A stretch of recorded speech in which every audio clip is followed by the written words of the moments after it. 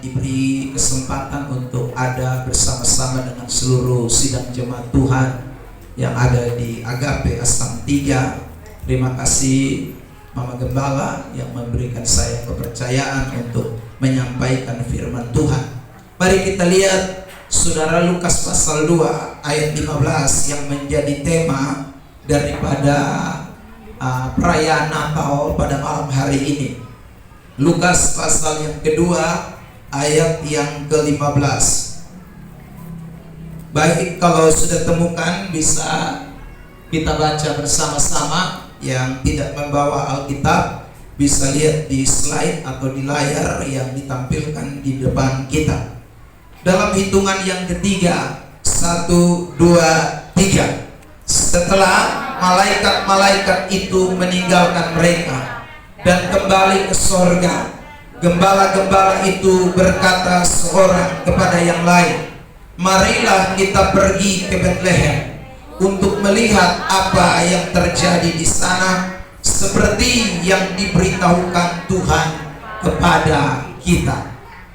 Saudara yang terkasih di dalam Tuhan Yesus Kristus, ayat ini bukan hanya saja menjadi ayat sorotan buat GSJA Astang 3 dalam Natal malam hari ini atau perayaan malam hari ini, tetapi ayat ini juga merupakan ayat yang menjadi tema nasional atau tema yang diberikan kepada semua gereja-gereja Protestan dan gereja Katolik yang ada di bawah naungan PGI dan KWI. Kita semua mendapatkan tema yang sama, yaitu marilah sekarang kita ke Betlehem.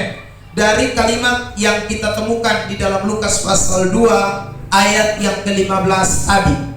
Nah, saudara yang terkasih di dalam Tuhan Yesus Kristus, tentu ayat yang kita baca ini tidak bermakna secara hurufiah. Maksud saya adalah saudara tidak boleh mengartikannya lurus-lurus atau seperti yang ada di dalam ayat itu atau di dalam tema yang diberikan oleh PGI dan KWI. Sebab kalau kita mengartikan lurus-lurus, maka selesai ibadah ini semua akan siap-siap berangkat ke Betlehem. Ya, karena ini tema bilang apa? Marilah sekarang kita kemana? Bilang samping kiri kanan, susiap berapa juta? Ya. Saudara yang terkasih dalam Tuhan, ini tentu tidak bermakna hurufiah. Karena kalau kita mau pergi ke Betlehem, saudara, itu butuh duit yang cukup banyak. Ya, bukan hanya duit, waktu yang juga kita perlukan. Ya, orang-orang yang pergi ke sana minimal 14 hari, ya saudara, untuk bisa sampai ke Betlehem. Selain itu, Betlehem juga bukan lagi berada di daerah kekuasaan Israel, tetapi Betlehem yang sekarang itu ada di Palestina.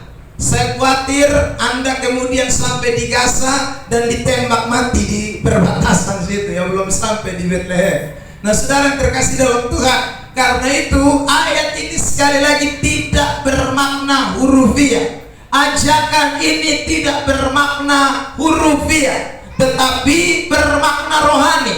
Karena kita tahu bahwa Alkitab kita yang kita baca dari kitab Kejadian sampai kitab Wahyu itu tidak hanya membicarakan hal-hal secara hurufiah.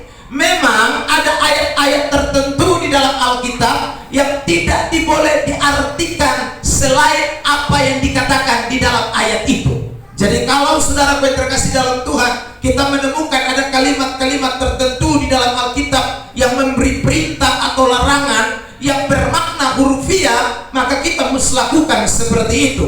Tetapi juga ada ayat-ayat di dalam Alkitab yang tidak boleh diartikan secara hurufiah, termasuk Lukas pasal yang ke-2 ayat yang ke-15. Ini tidak bermakna hurufiah. Jadi kalau tema ini diangkat, itu berarti ada makna di balik kalimat itu. Ada arti, ada maksud rohani yang terkandung di balik kalimatnya, yang kita temukan di dalam Lukas pasal 2 ayat 15. Nah saudara, kalau kita memperhatikan secara keseluruhan kontekstualnya, mulai dari ayat 8 sampai dengan ayat yang ke-20, maka kita menemukan banyak sekali peristiwa-peristiwa yang terjadi di Bethlehem seputaran tentang kelahiran Tuhan Yesus Kristus. Ya, saudara yang terkasih di dalam Tuhan, jadi kalau kita diajak marilah pergi ke Bethlehem, itu berarti kita mau melihat apa yang terjadi di Bethlehem, lalu kemudian menarik maknanya, menarik arti rohaninya, dan kemudian diterapkan dalam hidup kita yang masih ada di dunia ini. Ada amin? Nah, itulah maksud daripada marilah kita ke Bethlehem. Nah saudara, peristiwa apa sajakah yang terjadi di Bethlehem pada kisah Natal itu? Kalau kita baca mulai ayat 8, 9, 10 dan seterusnya, kita menemukan para gembala-gembala itu sedang menggembalakan kambing domba di Efrata, di padang Efrata. Saudara yang terkasih di dalam Tuhan, waktu mereka sedang menggembalakan, lalu tiba-tiba datanglah malaikat Tuhan, seperti yang tadi diperagakan di dalam drama singkat yang tadi kita lihat bersama. Saudara, setelah gembala-gembala itu datang dan menyatakan kemuliaannya, ada suatu pesan, ada berita yang disampaikan di sana. Berita itu menggerakkan para gembala-gembala untuk pergi ke Bethlehem, untuk menyaksikan apa yang terjadi di Bethlehem. Lalu setelah mereka melihat semua yang terjadi di Bethlehem, mereka kembali dengan memberitakan kepada banyak orang, menceritakan kepada banyak orang tentang peristiwa yang terjadi di Bethlehem. Nah, itu kira-kira sejumlah peristiwa yang terjadi di Bethlehem. Nah, saya mau menyoroti satu saja dari sejumlah peristiwa itu, yaitu tentang berita yang disampaikan oleh para malaikat. Mari kita melihat ayat yang ke-11. Lukas pasal 2 ayat yang ke-11. Bapak, Mama, Bapak, Saudara, mari kita baca ayat ini bersama-sama dalam hitungan ketiga. 1, 2, 3. Hari ini telah lahir bagimu Juru Selamat, yaitu Kristus Tuhan di kota Daud. Saudara, marilah kita ke Bethlehem adalah ajakan untuk kita semua pergi menyaksikan satu peristiwa yang sangat penting dalam hidup ini. Peristiwa penting itu apa? Peristiwa tentang Juru Selamat. Ini peristiwa yang sangat penting, ya. Peristiwa yang sangat penting adalah peristiwa di mana kelahiran Sang Mesias, kelahiran Yesus Kristus, kelahiran Raja Damai yang datang ke dalam dunia. Ini adalah peristiwa yang kita mau sama-sama lihat di Bethlehem.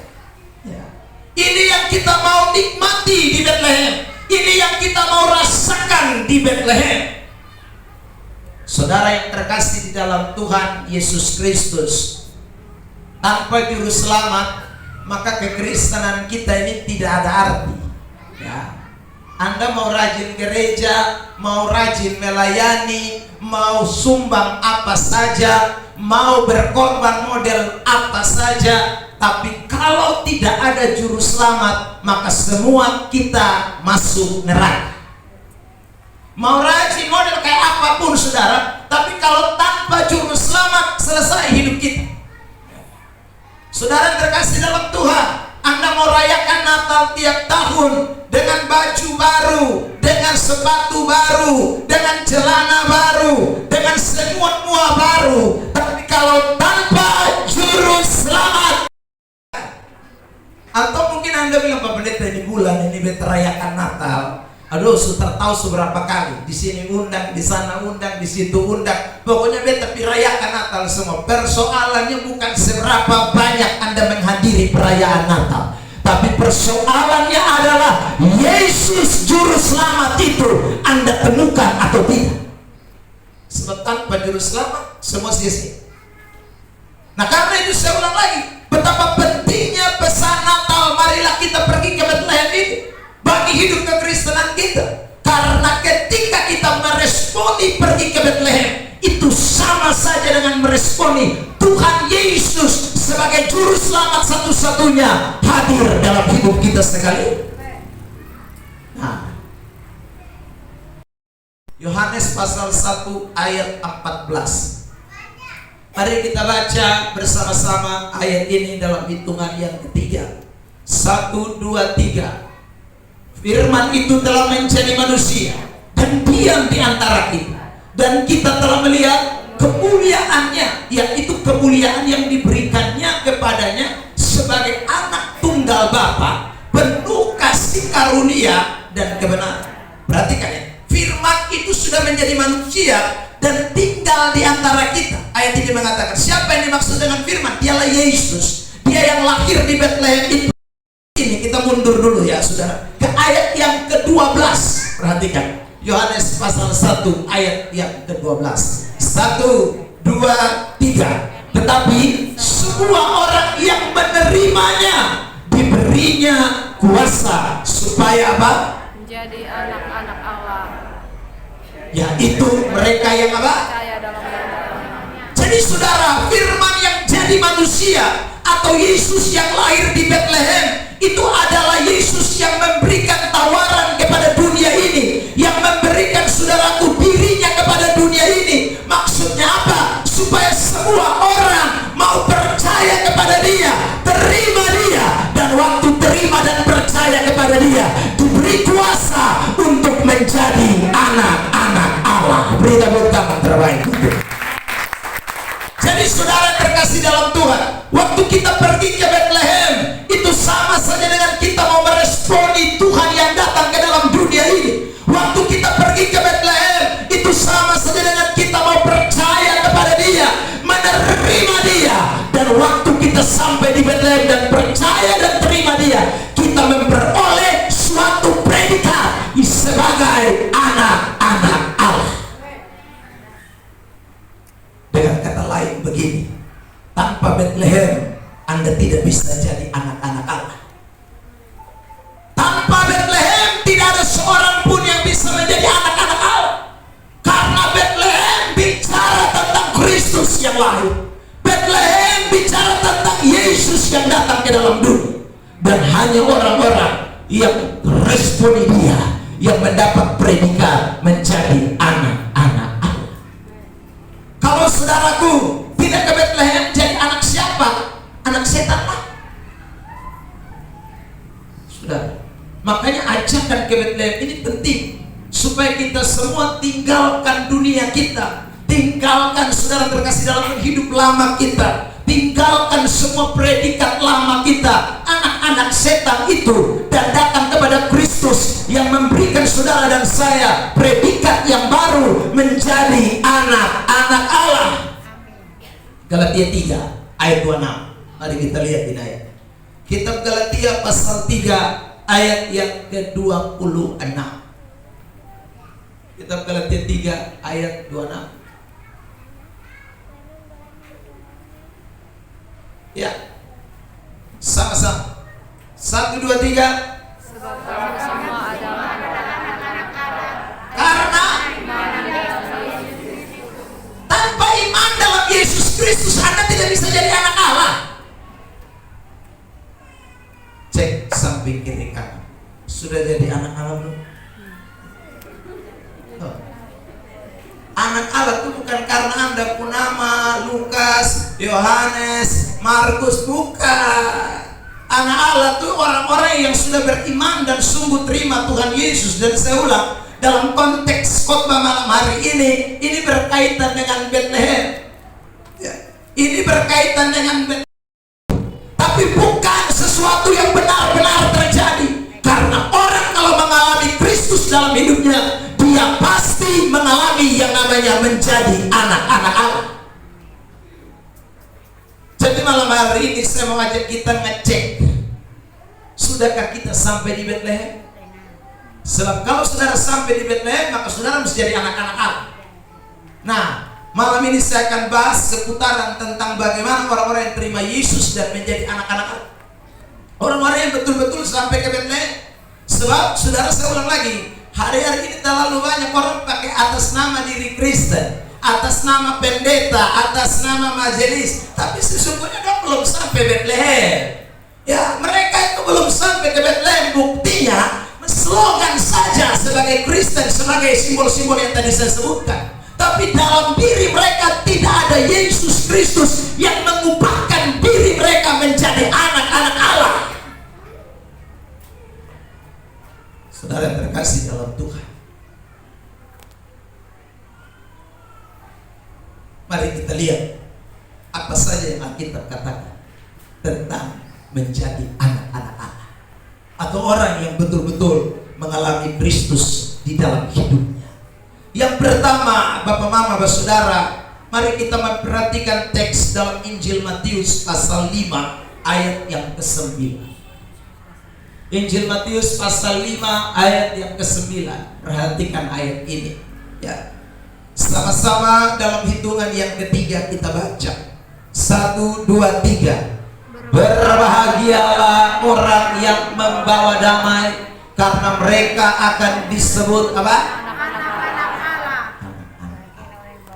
Siapa itu anak-anak Allah? Mereka yang bawa damai.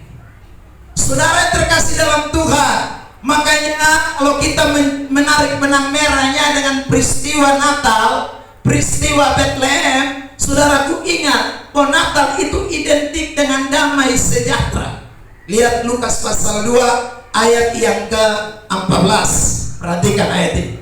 Lukas pasal yang kedua ayat yang ke-14 ditampilkan buat kita sekalian.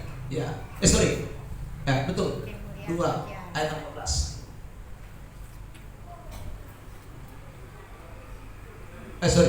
Ya betul ini. Ya, 13-14 lah supaya kita baca lengkap.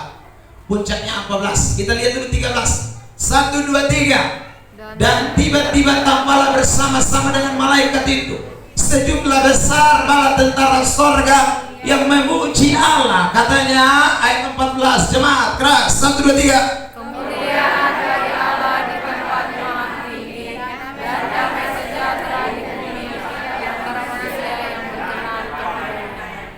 Perhatikan, ada kata damai sejahtera di sana. Waktu para malaikat Tuhan itu datang di padang Efrata, saudara, dan memberitakan tentang sang juru selamat yang lahir dan menyuruh agar semua gembala-gembala pergi ke Bethlehem, ada satu makna yang tersirat di dalam pesan itu. Apa maknanya? Damai sejahtera. Kenapa kok damai diberitahukan? Karena saya ulang lagi, waktu mereka sampai di Bethlehem, itu mereka mengalami perjumpaan dengan Yesus. Mengalami perjumpaan dengan Yesus menjadikan mereka anak Allah. Dan orang yang disebut anak-anak Allah pasti membawa damai. Amin. Amin. Tanya samping kiri kanan, ada damai kosonde ini malam. Ya. Banyak orang Kristen, saudara terkasih dalam Tuhan, saudara bisa bawa damai. Ya, sebab kalau semua orang Kristen bawa damai, NTT aman karena mayoritas Kristen. Ya, tahu saudara? Kalau orang Kristen semuanya membawa damai, maka saya ulang lagi, NTT ini akan menjadi satu provinsi yang paling aman seluruh dunia. Makanya ya, karena ini provinsi-provinsi yang penuh dengan orang-orang Kristen. Tapi realita fakta membuktikan bahwa saudara terkasih dalam Tuhan, justru di basis-basis Kristen kejahatan merajalela. Itu buktinya bahwa banyak orang Kristen tidak pergi ke Bethlehem. Karena itu saudara, mereka tidak mengalami perjumpaan dengan Tuhan. Karena tidak mengalami perjumpaan dengan Tuhan, mereka tidak mempunyai predikat anak Allah. Dan karena mereka bukan anak Allah, kekacauan yang terus menjadi bagian hidup mereka. Tapi kalau mereka ketemu dengan Yesus Kristus, benar-benar sampai ke Bethlehem, maka pasti mereka adalah anak-anak Allah. Dan di mana ada anak-anak Allah, di situ ada damai sejahtera. Bukan. Kalau semua orang di dalam gereja adalah anak-anak Allah, itu gereja pasti penuh dengan damai. Amin. Amin. Tapi berapa banyak gereja di dalam bakal lain saya kan? Saudara terkasih, Peterson suka gereja lagi di situ. Kenapa? It's satu itu. Saudara, katanya kau anak Allah, tapi perilakumu kayak anak setan. Anak Allah itu bawa damai. Saudara, Pak Pendeta bagaimana kita bisa bertahan? Dia penerima tamu setiap minggu. Dia selalu ada muka ini, Tuhan Allah yang tahu.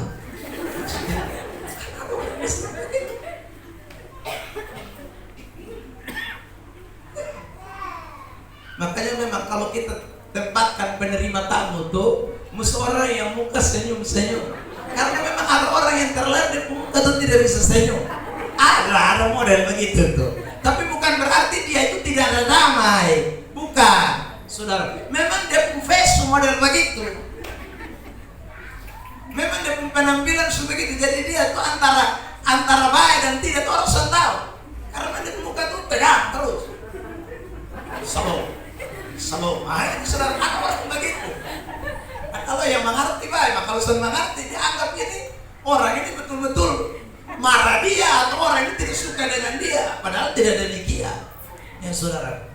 Ya, tapi saya mau sampaikan, entah Facebook model apapun, hatimu harus ada damai. Karena saudara, Alkitab berkata bahwa apa yang ada dalam hati itu akan tercermin keluar. Ya saudara, apa yang ada dalam hati itu akan keluar. Jadi kalau memang orang itu dalam hatinya ada damai sejahtera, maka di mana saja dia akan membawa damai. Amin saudara. Saudara yang terkasih di dalam Tuhan Yesus Kristus, ini hal yang menarik dalam hidup kekristenan. Makanya saya ulang lagi, Natal ini adalah saat kita pergi ke Bethlehem. Untuk apa ke Bethlehem? Saya ulang, supaya hidup kita yang lama ini diubahkan Tuhan. Saya ulang lagi, emosi kita, darah tinggi kita yang terkadang tidak bisa terkendali, ya saudaraku, itu harus diatasi waktu Kristus datang ke dalam dunia. Sebab karena ada Kristus, maka ada kedamaian. Dan orang-orang yang menerima dia diberi kuasa menjadi anak-anak Allah. Dan kalau dia menjadi anak-anak Allah, otomatis damai sejahtera itu menjadi bagian atas hidupnya. Tepuk tangan terbaik buat Tuhan Yesus Kristus. Itu penting, Bapak Mama Saudara. Ya. Saya berharap habis perayaan Natal ini semua tensi darah dulu. Ya. Kalau Anda tensi darah main tinggi terus, baru Anda bilang begini, saya selama Desember saya tidak makan daging babi, tapi saya heran nih, saya darah ini kemain 203 naik terus itu perlu pertanyaan, dan sampai dalam dirimu tidak ada damai sejahtera. Tuhan tuh tensi tambah hari tambah bagus, normal, ya toh, saudara, naik darah tinggi terus. Makanya kalau di NTT ini banyak orang sakit stroke. Kenapa? Karena emosi terus menerus. Saya dikunjungi oleh ada Tuhan dari kapan dia sering datang, saudara. Kasihan, ya. Istrinya tuh dalam kondisi stroke berat. Saya bilang jangan banyak pikiran, ya. Mesti banyak senyum, mesti banyak. Aduh bapak, dia pulang ke bilang imam tuh ini ketombangan pagi tadi pun darah sunai. Sumendi di darah Sumendi. Nah, kalau begini kapan mau sembuh? Anda mau minum obat model apapun, mau terapi jenis apapun, nanti model begitu terus. Ya. Maka itu saudara terkasih dalam Tuhan, betapa pentingnya Kristus dalam hidup kita.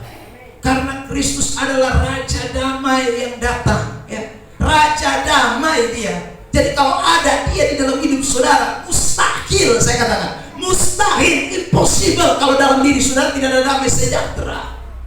Ya. Nah kalau tidak ada damai sejahtera, bagaimana kau bisa bawa damai di dalam hidup ini?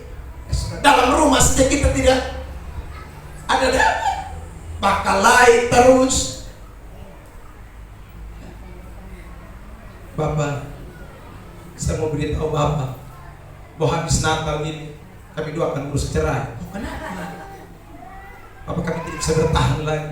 Bayangkan tiap hari piring melayang, gelas melayang, kuali melayang, tacu melayang, bokor melayang, beres pusing Bapak. Ya sudah. Kenapa harus terjadi begitu? Bukankah sekali lagi kita ini adalah anak-anak Allah? Saya ulangi saudara terkasih dalam Tuhan, anak-anak Allah itu punya damai. Itu ciri yang paling utama.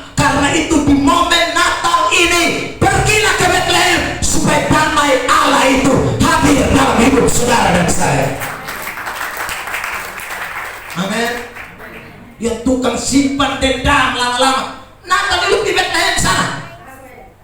Jangan terus di Asam 3 sini. Makanya lu akar baik contoh habis nanti. Di Bethlehem. Karena kalau kau tidak ketemu Yesus, kepahitanmu tidak akan hilang. Saudara, siapa sah? Ada pendeta justru suka kepahitan. Pendeta setan. Ya saudara, apa kok kepahitan contohnya? Pendeta apa model begini nih? Baca Alkitab tabalik makali. Itu sudah.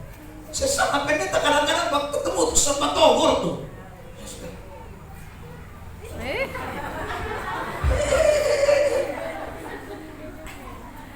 Baru mentos di Bethlehem 100 kali. Lu di Bethlehem main lopor di sana makali. Orang di Bethlehem itu alami perubahan. Tuhan ya. Saudaraku, siapa waktu manusia ini yang sempurna? Kan soalnya ada. Itu pasti ada kurang, ada cacat, celah. Itu pasti ada. Ya saudara, ya jangan simpan di hati lah. Ya tuh saudara, enak kan kalau kita bisa saling terbuka satu dengan yang lain sesama anak-anak Tuhan. Dan sebab kalau saudara tidak mau damai, apa yang saudara mau beritakan? Karena inti daripada pemberitaan Kristus, inti daripada Injil itu damai sejahtera. Mohon Bapak kalau potong sendiri saudara damai. Mau bersaksi apa? Kalau potong saudara damai, sudah bisa.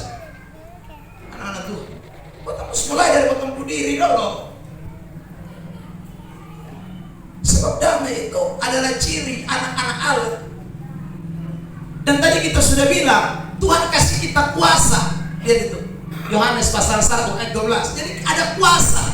Memang tidak mudah untuk buat damai Allah itu tetap tinggal dalam hidup kita. Tapi Tuhan tidak biarkan saudara jalan dengan kekuatanmu sendiri. Tuhan beri kekuatan, kuasanya ada dalam diri kita, yang memampukan kita untuk dapat hidup di dalam damai sejahtera itu. Saudara yang terkasih, lihat itu. Semua orang yang terima dia diberinya kuasa. Diberi kuasa kok. Jadi sebenarnya tidak ada orang bisa alasan bilang susah Pak, susah. Susah bagaimana? Kalau Tuhan ada kasih kuasa dalam diri kita, kan bukan kita yang munculkan itu, kan Tuhan yang kasih. Kecuali damai itu saudara ciptakan dari diri saudara sendiri. Ini tidak.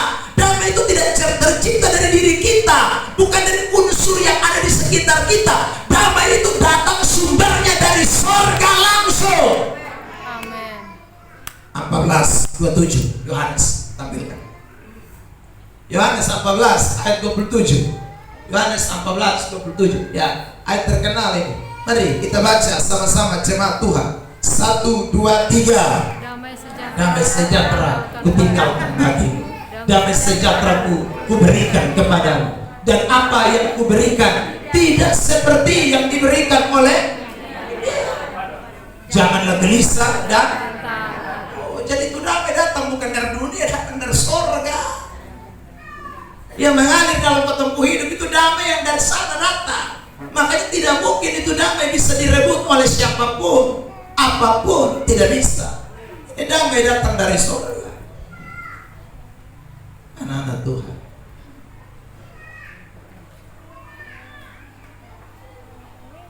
saya baru pulang 2 minggu yang lalu dari Ambon, saudara, dari Maluku tepatnya.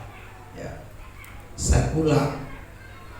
Waktu saya pergi itu saya dijemput. Ya. Nah, saudara terkasih dalam Tuhan, orang yang jemput saya itu di dalam angan-angannya. Pendeta tuh mungkin biasanya kan badan besar, gemuk, ya toh, perut agak maju sedikit ke depan. Nah, itu kan ciri-ciri pendeta makmur, ya saudara. Ya, saya sudah ditelepon dari sana. Dia bilang, Pak Pendeta, nanti Bapak turun di bandara, yang jemput sudah ada. Ya saudara, oke. Jadi saya turun, saudara terkasih dalam Tuhan, sampai di bandara saya turun. Lalu kemudian saudara terkasih dalam Tuhan, yang jemput saya itu bingung, cari saya setengah mati. Padahal saya dan dia ini baru ketemu mungkin 3 atau 4 kali. Saya juga pusing cari dia karena saudara terkasih dalam Tuhan, dibilang bajunya warna ini, ya saudara orangnya begini, sudah dikasih tahu saudara. Jadi saya lihatin orang, dia juga lihat saya, tapi habis itu dia jalan. Saya juga habis itu saya jalan. Tapi beberapa kuliah beberapa kali. Ya.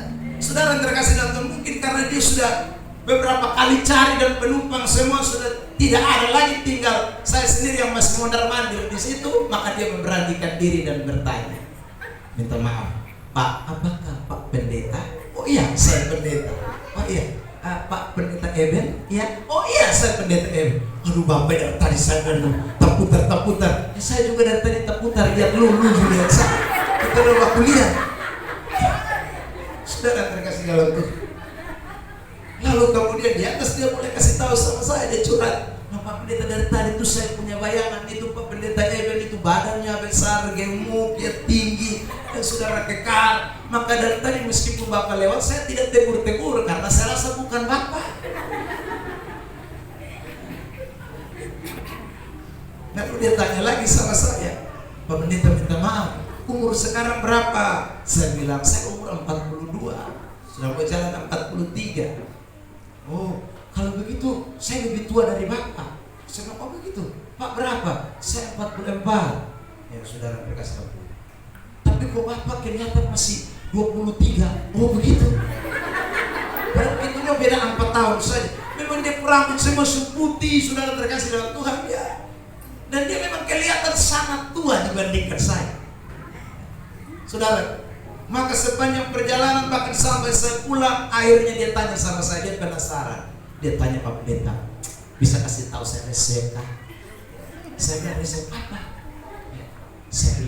Dia bilang sama saya, sebenarnya saya semua tanya dari kita bertemu pertama, tapi saya juga rasa apa? Ya.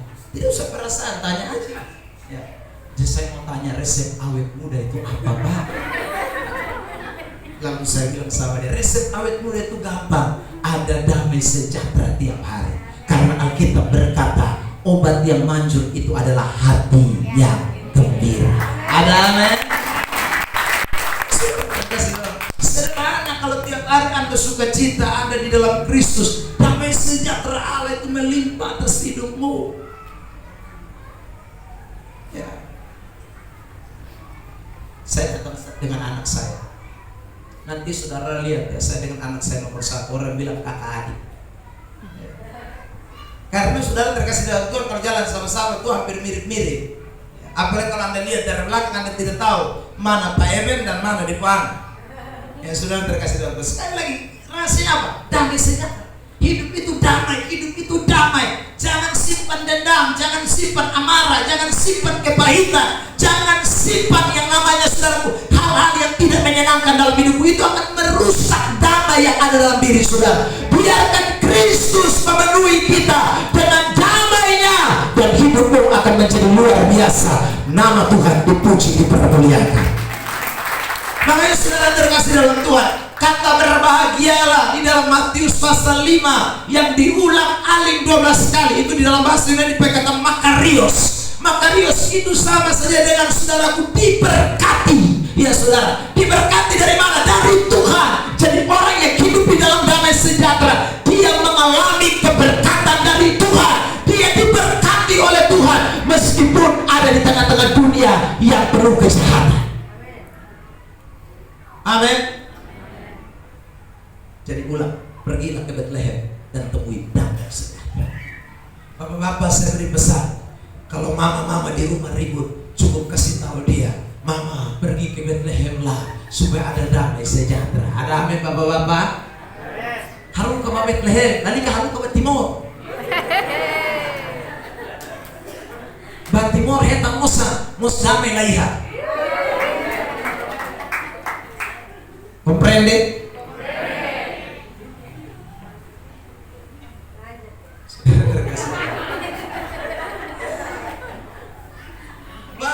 Itu sih damai sejahtera. Morris dia. Gosta Morris dia. La Gosta. Gosta. Ya, saudara terkasih dalam Tuhan. Betapa pentingnya damai dalam hidup ini. Dan itulah yang mulai hilang hari-hari ini, saudara. Kenapa orang terlibat di dalam narkoba? Tidak ada damai.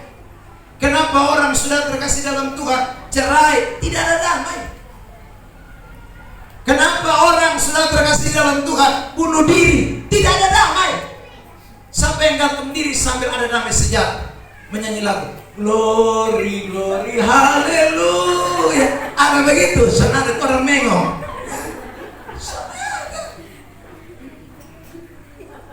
Karena sudah beban terlalu berat.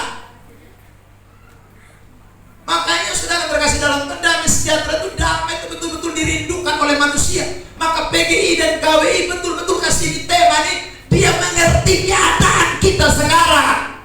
Mereka diberi hikmat oleh Tuhan. Sebab hari-hari ini orang Kristen banyak cerai, bunuh diri, terlibat narkoba, segala macam. Dia Kristen. Itu Kristen tidak ada damai. Saudara terkasih dalam Tuhan, karena dia tidak sampai di Betlehem.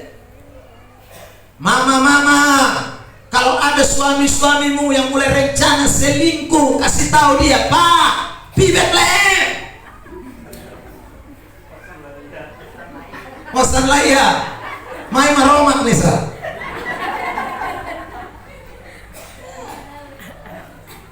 Saudara terkasih dalam Tuhan. Toma oferi koan fone, elosnya poita mekosta laya. Itu cuma sementara. Ya. Saudara terkasih dalam Tuhan. Maka saudara baca kitab pengkhotbah. Ya. Pengkhotbah itu kan Salomo itu saudara terkasih, kalau dia bilang dia mau damai dengan perempuan terlalu banyak, 1000. Tapi dia tidak rasa damai dengan perempuan 1000. Kalau dia rasa damai karena dia kaya, dia punya semuanya. Kalau saudara baca pengkhotbah bukan hanya bilang emas, perak, kebun, rumah, semuanya ditulis dalam bentuk jamak. Banyak dia punya, tapi dia katakan semuanya sia-sia. Itu berarti tidak ada sesuatu apapun yang bisa memberi damai kepada Salomo. Yang bisa beri damai hanya Tuhan Allah, pencipta langit dan alam semesta. Amin. Rona di dia marok nyeliapun. Ya. Rona di dia marok nyeliapun. Simpan di dalam hati saudara. Lakukan ini kebenaran saudara, bahwa saya mau pergi ke Betlehem karena di Betlehem ada Yesus, dan di mana ada Yesus di sana ada damai sejahtera. Ada amin. Roma 14 mengatakan, saudaraku, kerajaan Allah itu bukan soal makan minum, tetapi soal damai sejahtera, sukacita dalam Roh Kudus. Saudara, kebenaran itulah kerajaan Allah. Jadi di mana ada damai sejahtera itu orang sudah hidup di dalam kerajaan Allah. Dia hidup dalam juru selamat, dia hidup di dalam keselamatan. Kalau ada damai dalam hidupnya, tanpa itu tidak ada damai, maka sekali lagi dia sebenarnya belum ada menjadi orang-orang yang disebut ahli waris kerajaan Allah. Dia itu masih anak setan. Meskipun dia Kristen, tapi dia anak setan. Dia butuh Betlehem yang mengubahkan hidupnya. Kedua, apa yang kita temukan ketika kita menjadi anak-anak Allah? Saudara yang terkasih di dalam Tuhan, 1 Yohanes 3 ayat yang ke-10. Mari kita lihat 1 Yohanes pasal 3 ayat yang ke-10. Ya, sama-sama dibacakan bersama-sama dalam hitungan ketiga. 1, 2, 3. Inilah tandanya anak-anak Allah dan anak-anak iblis. Setiap orang yang tidak berbuat kebenaran tidak berasal dari Allah. Demikian juga barang siapa yang tidak mengasihi saudaranya. Ya, saudara yang terkasih, jadi ingat, ada tanda anak Allah dan anak iblis. Tanda yang dibedakan itu apa? Di situ dibilang orang yang tidak berbuat kebenaran itu anak iblis. Berarti kontrasnya otomatis, saudara terkasih dalam Tuhan, orang yang berbuat kebenaran itu anak Allah. Nah, saudara yang terkasih dalam Tuhan, bicara soal berbuat kebenaran itu ada dua dalam Alkitab. Yang pertama adalah bicara tentang hal-hal praktis yang sifatnya adalah moralitas. Jangan bunuh, jangan berzina, jangan bersaksi dusta, jangan mencuri, jangan mengingini sesamamu punya barang dan segala macam. Itu adalah bagian yang bersifat moralitas. Ya. Masih banyak lagi larangan-larangan lain, jangan mabok, anggur, segala macam. Itu bicara soal moralitas. Tetapi saudara, di dalam Alkitab kita bicara soal perbuatan baik, bicara soal kebenaran, berbuat kebenaran. Itu ada hal yang kedua. Apa itu? Itulah yang namanya doktrin, ajaran-ajaran. Jadi tidak boleh dilupakan. Ada orang baik sekali, dia tidak mabok, tidak bersinat, tidak mencuri, tapi dia tidak hidup dalam doktrin ajaran kebenaran yang benar. Itu sama saja anak setan. Itu tetap anak setan. Tapi ada juga orang di kelompok yang kedua, sudah diikuti ajaran, doktrin semua dia ikuti, tapi saudara terkasih dalam Tuhan, moral parah, ancur. Nah, itu orang Kristen tidak boleh begitu.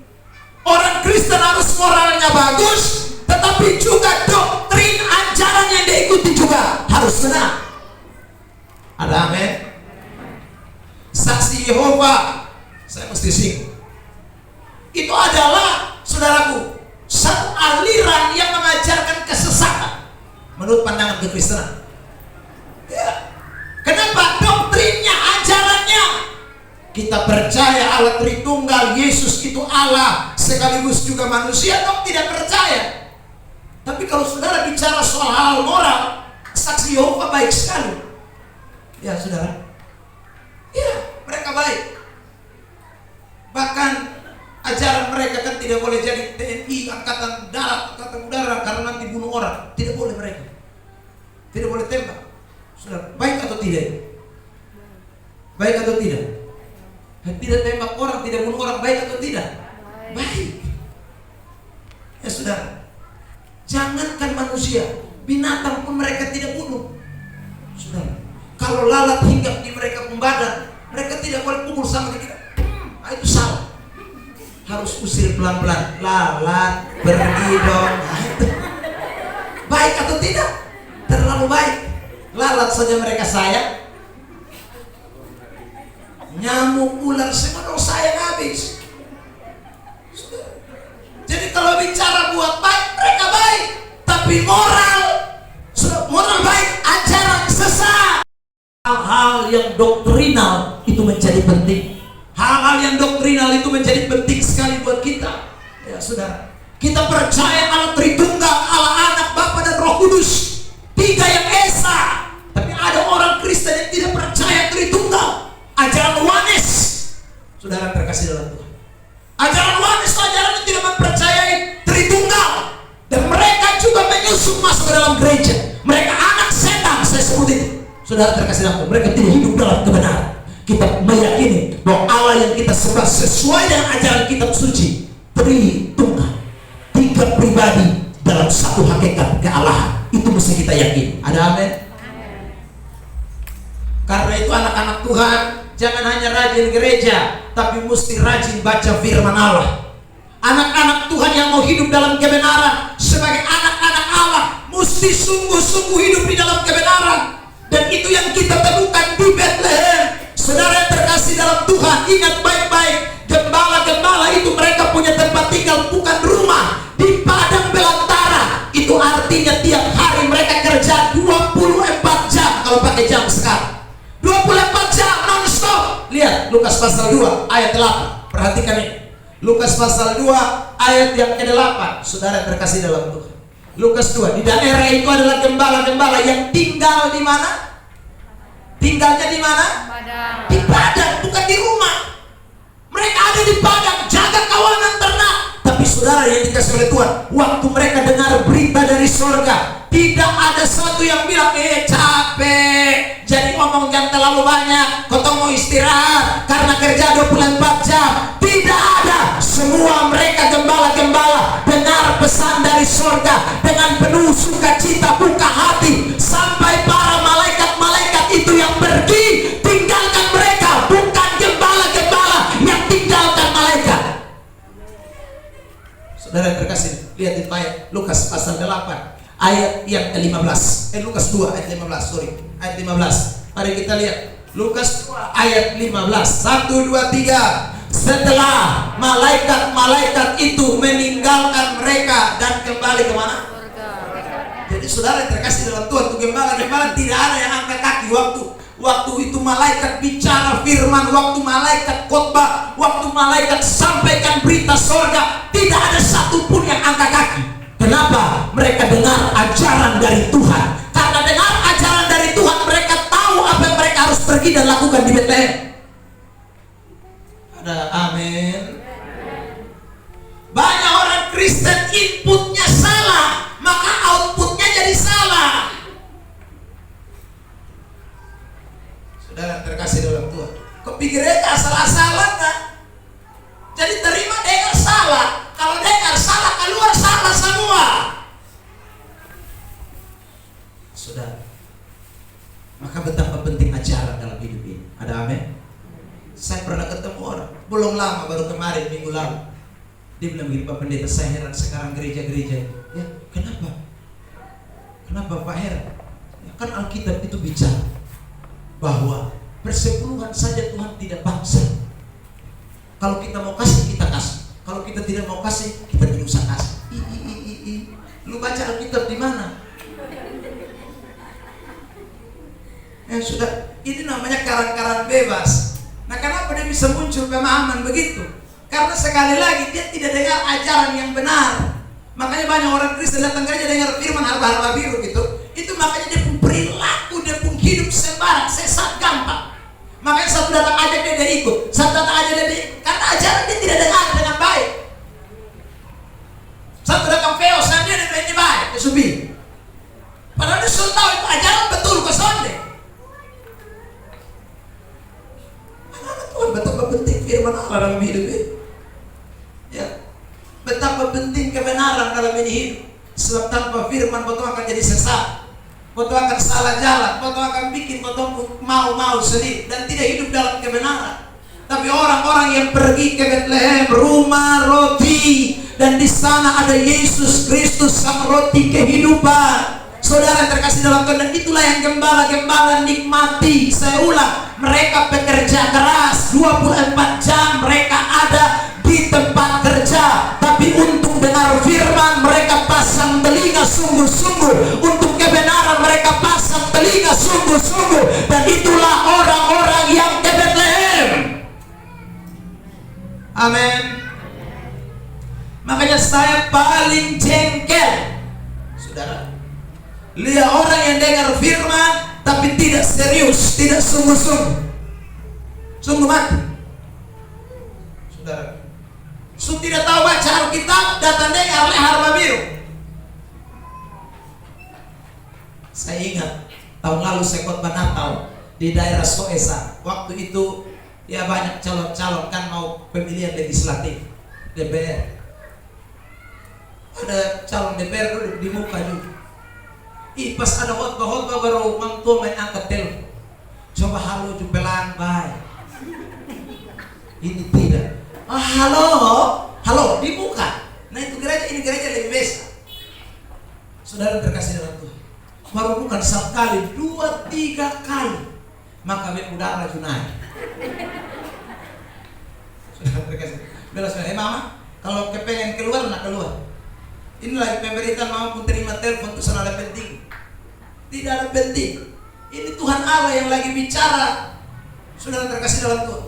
Ya, kalau saudara lihat ya, waktu malaikat-malaikat ngomong, lalu di hati gembala-gembala, di otak gembala-gembala itu bukan malaikat, tapi mereka tahu itu Tuhan yang bicara lewat malaikat. Dari mana kita tahu? Lihat Lukas pasal 2. Saudara terkasih dalam Tuhan, ayat yang ke-15 tadi. Seperti yang diberitahukan siapa? Bukan malaikat, Tuhan. Amin. Amin. Amin. Bilang samping kiri kan, ini malam yang kasih tahu bukan pendeta Ebenezer tapi Tuhan. Ya, ini bukan saya ngomong, ini Tuhan yang kasih tahu sama saudara. Ya. Tuhan yang beritahu. Jadi kalau saudara pergi gereja hari Minggu, dengar firman Allah, bukan ibu gembala, bukan bapak gembala, bukan pengkhotbah, tapi Tuhan yang lagi bicara kepada saudara. Ada amin? Bilang samping kiri kanan, makanya jangan main gila. Tuhan yang ngomong. Kalau tidak Tuhan cek lu di tengah jalan. Tuhan. Itu betapa pentingnya. Loh, saya sungguh-sungguh ada orang waktu saya pada main gila di belakang, saya tidak tahu. Dia ejek. Tuhan ramas tadi. Sudah ramas berapa? Dia bisa. Itu karena beta omong di waktu apa lagi hormat beta omong, makanya Tuhan datang. Dia merasa. Beta ini kan cuma alat Tuhan yang menyampaikan apa yang Tuhan sampaikan. Sudah terkasih dalam Tuhan. Itu gembala tahu. Yang ngomong tadi itu bukan malaikat, itu Tuhan yang ada kasih tahu ke kau. Tuhan yang langsung bicara. Padahal yang ngomong itu malaikat, kepala tentara surga. Malaikat itu kan utusan. Tuhan sekarang tidak utus malaikat, Tuhan utus hamba-hambanya untuk menyatakan kebenaran. Karena itu jadilah orang Kristen yang pergi ke Bethlehem. Kalau Anda menjadi orang Kristen yang pergi ke Bethlehem, Anda cinta kebenaran, Anda suka kepada kebenaran, Anda orang yang betul-betul hidup di dalam kebenaran, dan itu tanda anak-anak Allah. Beri tepuk tangan terbaik untuk Yesus. Makanya saya agak aneh kalau dengar orang Kristen bertahun-tahun di gereja, hidupnya tidak berubah, moralnya tidak berubah. Yang mabok tetap mabok, yang bersinah tetap bersinah. Waduh, ini ada persoalan di telingamu mendengar firman Allah. Ya sudah, itu ada persoalan di telinga kita. Sebab orang kalau dengar firman dengan sungguh-sungguh, hidupnya pasti berubah, hidupnya jadi anak-anak Allah, dan pasti dia ada dalam kebenaran. Amin. Ada amin? Tadi di mobil orang telepon saya di jalan. Ya, ada saudara orang telepon karena ada kasus menghamili orang lain. Kami di atas foto cerita sepanjang jalan, kami heran. Hai, kok dong belajar Alkitab, dong tahu firman. Hai, kok kenapa ya saudara? Nah itu karena sekali lagi tidak beri telinga kepada kebenaran. Kalau kasih telinga kepada kebenaran, bahkan saya bilang begitu. Saya beberapa kali khotbah tuh omong keras soal jangan dulu hamil, jangan dulu bersinah sebelum menikah, jangan omong pulang. Tapi namanya manusia yang telinganya tidak dibuka kepada kebenaran, ya begitulah. Hidup jadi hancur. Saudara yang terkasih dalam, makanya kita diajak ke Bethlehem. Tiap hari kita diajak ke Bethlehem. Tiap hari kita diajak ke Bethlehem. Untuk apa kita di Bethlehem? Kita di Bethlehem supaya mengalami kebenaran dalam hidup ini. Ada amin. Bulan November yang lalu, saudara terkasih dalam Tuhan, saya khotbah di Polda. Dan hari itu kesempatan di mana Kapolda pun ikut hadir dalam kebaktian. Saya hadir 7:30 sebelum ibadah dimulai jam 8. Saya sudah ada di Polda NTT.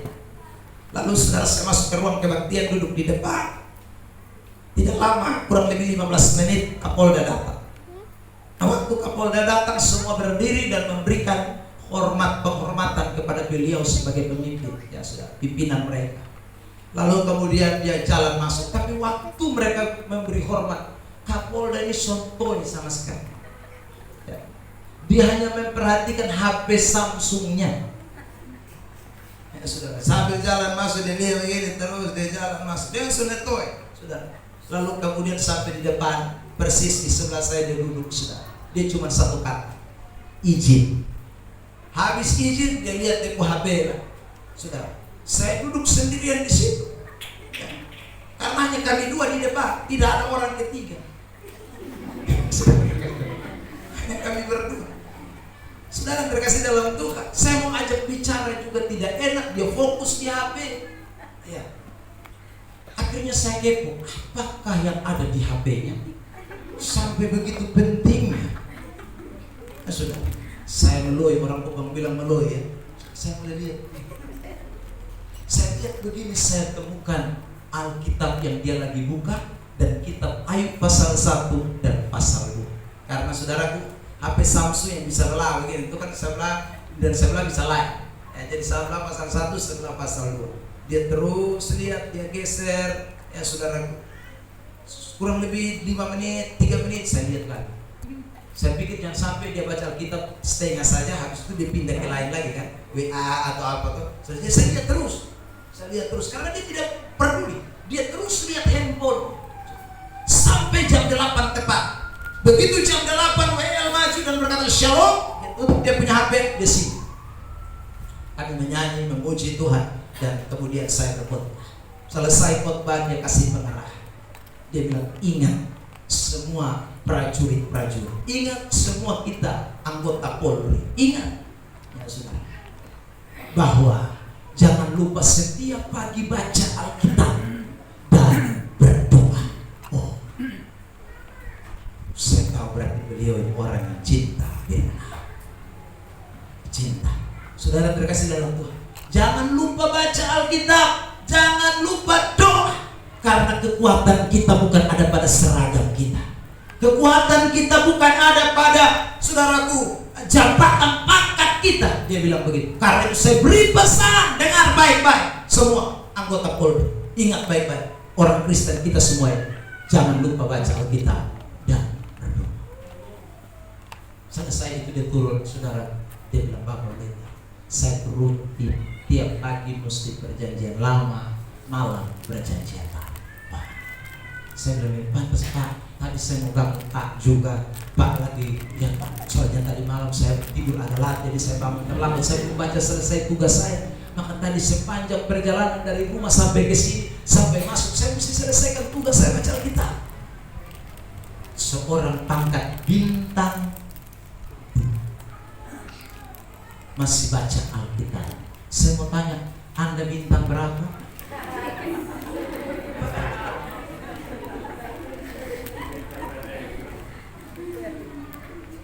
Italian Laos bintang, Bulan Roma nona Saudara terkasih dalam Tuhan, kita tidak ada pangkat, tapi kadang-kadang kita bikin diri lebih sibuk daripada orang yang berpangkat. Padahal kerja kita apa? Hanya paling di kantor, duduk, kerja ini, kerja ini. Tidak sesibuk Kapolda saya rasa. Kalau Kapolda itu kan urus provinsi, urus polisi bukan satu. Sudah, apalagi kalau ada banyak kegiatan ini, itu segala macam. Tapi dia masih sempatkan berdoa dan baca Alkitab. Dengar baik-baik orang Kristen, dengar baik-baik jemaat Agape Asam 3, dengar baik-baik semua yang hadir pada malam hari ini. Kebenaran itu menandakan Anda dan saya anak-anak Allah. Di luar kebenaran Anda bukan anak Allah, meskipun Anda orang Kristen. Amin. Meskipun kau Kristen, kamu anak setan kalau kamu tidak hidup dalam kebenaran. Maka anak Tuhan, jangan keluar dari firman Allah. Ayo kembali ke Alkitab. Baik, itu baik. Kembali pada firman Allah. Kadang-kadang saya ulang lagi ya, orang terlalu anggap enteng firman Tuhan sampai rasa diri firman Tuhan sudah menjadi sesuatu yang paling utama dalam ini hidup. Kebenaran sudah menjadi sesuatu yang menjadi utama. Nah itu orang tidak di Bethlehem, itu tidak benar. Jadi mari kita pergi ke Bethlehem. Jangan senang kalau di gerejamu hanya khotbah 15 menit. Karena ada banyak orang Kristen yang suka khotbah 15 menit. Saudara, bilang itu dong. Tuhan yang paling mengerti foto. Anda salah. Saudara, jangan mau ada di gereja yang saudara dikasih oleh Tuhan khotbahnya 1 jam, ya, tapi tidak ngomong firman, cerita lintang pukang tidak jelas. Jangan. Cerita boleh, tapi jangan lebih banyak dari firman Allah. Cerita itu hanya menopang. Kadang-kadang tidak.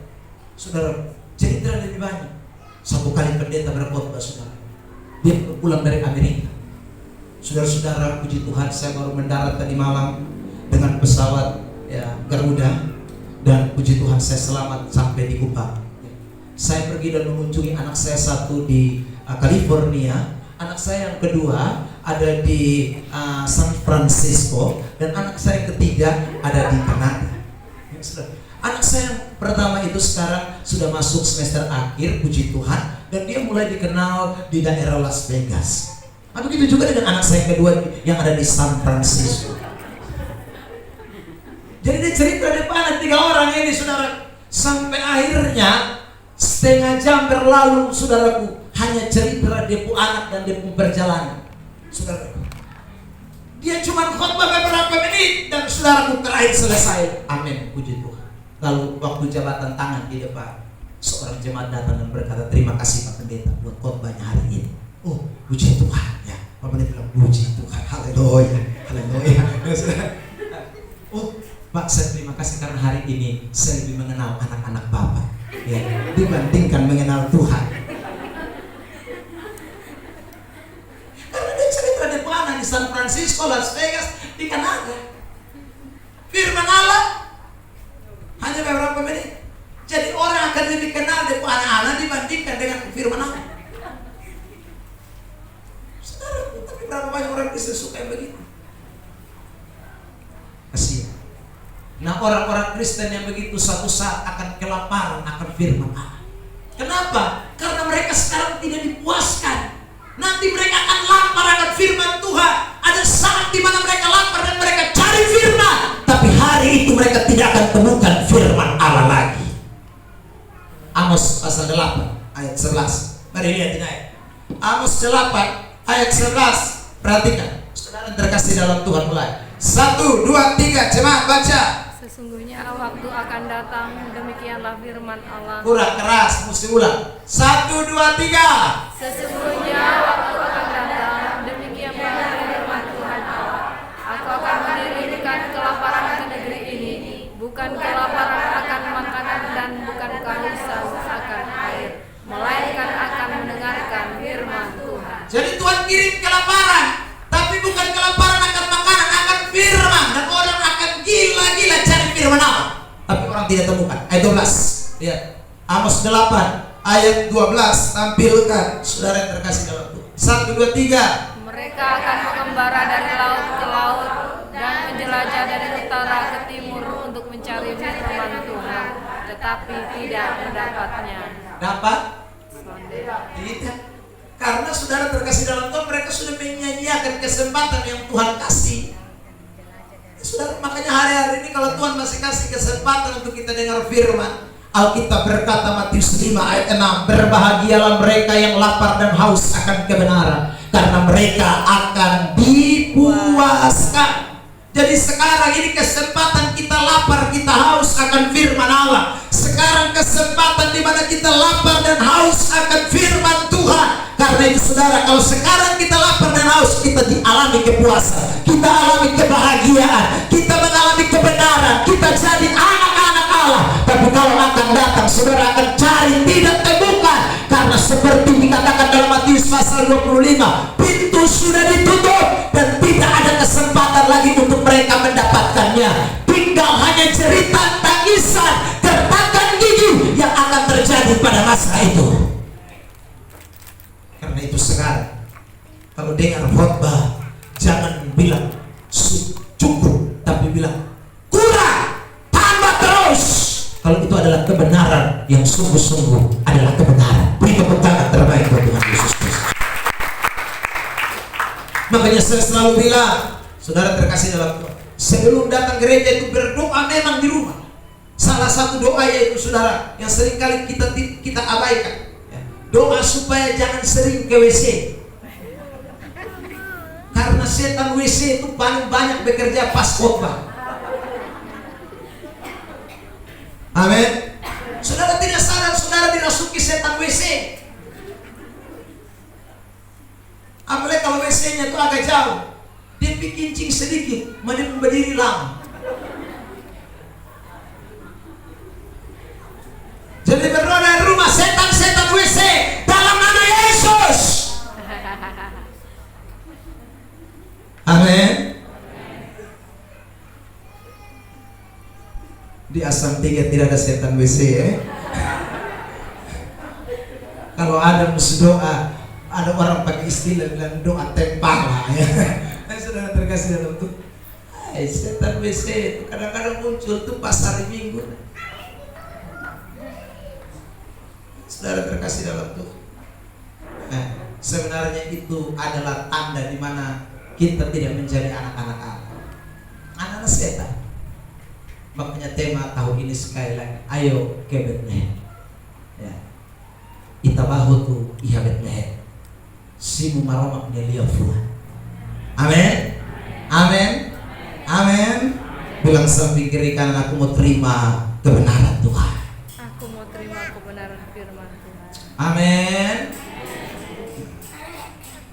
Yang terakhir, tanda yang terakhir, anak-anak Allah. Mari kita lihat. Saudara yang terkasih dalam Tuhan Yesus Kristus, mari kita perhatikan satu bagian firman Tuhan ini sebagai bagian yang terakhir. Ya, Roma pasal 8 ayat 14. Roma pasal 8 ayat 14, 15 dan 16, 3 ayat. Saya baca 14, Bapak Mama 15 dan 16, kita sama-sama. Semua orang yang dipimpin Roh Allah adalah anak Allah. Ayat 15, 1, 2, 3. Sebab kamu tidak menerima roh perbudakan yang membuat kamu menjadi takut lagi, tetapi kamu telah menerima roh yang menjadikan kamu anak Allah. Oleh roh itu kita berseru, ya Aba, ya Bapa. Ayat 16, 1, 2, 3. Roh itu bersaksi bersama-sama dengan roh kita bahwa kita adalah anak. Saudara garis bawahi dua kalimat. Di sana dikatakan di ayat 14, anak-anak Allah itu dipimpin Roh Allah. Lalu di ayat 16 di sana dikatakan Roh Allah itu bersaksi bersama roh kita bahwa kita itu adalah anak-anak Allah. Yang ketiga, saudara terkasih dalam Tuhan, ya. Bicara soal menjadi anak-anak Allah itu bicara tentang orang-orang yang menyaksikan tentang Tuhan. Ya. Orang-orang yang menyaksikan tentang Tuhan. Mulai dari waktu itu mereka pulang, mereka mulai bersaksi tentang Tuhan. Bersaksi dengan cara apa? Ada dua cara. Mereka menceritakan kebaikan, mereka menceritakan tentang apa yang mereka lihat dan mereka saksikan. Lalu yang kedua, mereka terus memuji, menyembah Tuhan. Praise and worship. Mereka melakukan itu dalam perjalanan mereka. Lihat, saudara terkasih dalam Lukas pasal 2 ayat yang ke-17 mulai sampai dengan ayat 20. Perhatikan Lukas pasal yang ke-2 ayat 17, saudara. Dan ketika mereka melihatnya, mereka memberitakan apa yang telah dikatakan kepada mereka tentang anak itu. Mereka memberitakan tentang anak itu. Jadi bukan hanya pilih atau itu pulang tangan, sobat. Dong pilih atau pulang itu dosa bisa dia. Dong ngomong terus, mencerita terus kepada banyak orang. Ayat 18, 1, 2, 3. Dan semua orang dipimpin Roh Kudus itu ciri dua ini tidak ada dalam hidup. Bersaksi tentang Tuhan lewat perkataan firman, lewat Injil Kristus, dan yang kedua memuji, menyembah, memuji, menyembah. Itu akan menjadi lifestyle gaya hidup mereka. Ada amin? Maka sorry, saya minta bahasa haware ninabonita teres itu tidak boleh lagi. Siapa yang ajar begitu? Itu dulu. Sekarang kita di Bethlehem tidak ada Nina Bonita Tebes, Layona. Lulus kalian.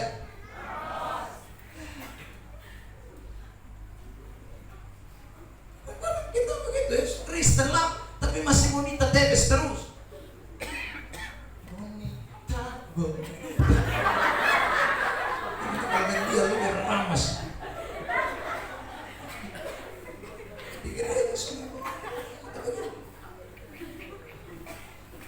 Tidak boleh ada yang kaki gematar di pesta. Tidak boleh. Anda mesti gematar di gereja. Amin. Itu ciri orang dipimpin Roh Kudus, anak-anak Allah. Saya selalu bersaksi, saya ini dan saya nomor 1. Kan saya dari Timor Leste, sangat tahu orang Timor Leste itu. Ya. Bahkan kalau saya lihat Tambua itu, saudara, jangan undang kalau saya di pesta, terus saya undang, saya akan datang sendiri.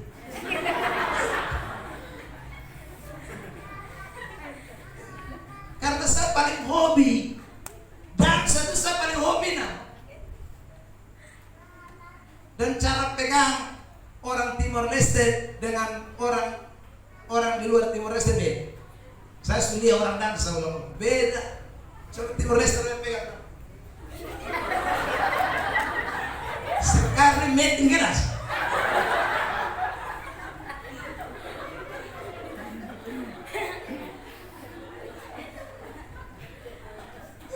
Orang pegang sembagarak, orang pun sembagarak. Lanak doko keras, sekali meeting keras.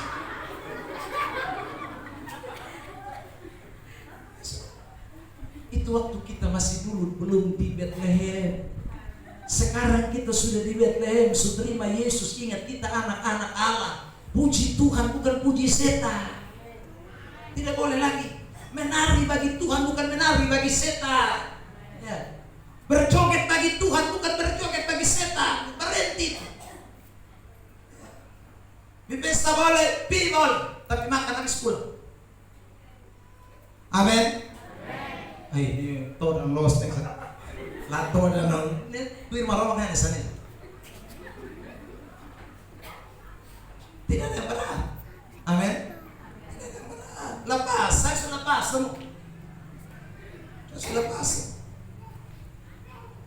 Bahkan di gereja saya ngomong, jangan ada pesta pora. Saya khotbah tentang pesta pora itu 3 seri. Saudara bisa buka di YouTube saya. Saya khotbah tentang pesta pora, saya kupas habis itu pesta pora. Orang Kristen tidak boleh pesta pora. Ingat baik-baik. Dan juga kalau saudara bikin pesta, jangan bikin pesta pora. Sudah jadi Kristen begini lama masih bikin pesta pora. Aduh. Pesta boleh, jangan pora. Pora itu kalau masuk tuh ngeri. Ada orang suka protes. Kalau lampu-lampu banyak di gereja yang menyala dong protes. Tapi kalau di pesta orang tidak protes. Itu dia pengurat ada tasalah. Kalau di gereja kita bikin untuk kemuliaan bagi nama Tuhan, di pesta untuk kemuliaan siapa? Pintar. Maka jangan bikin lighting itu di pesta. Cukup lampu terang supaya orang sedang makan ada beliar berenemon mana itu. Berbeda masih yang penting. Karena banyak orang bikin Kristen bikin pesta pora lagi. Aduh.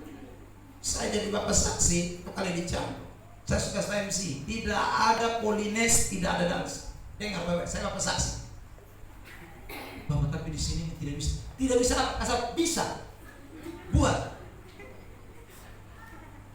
Saudara. Dan MC gue.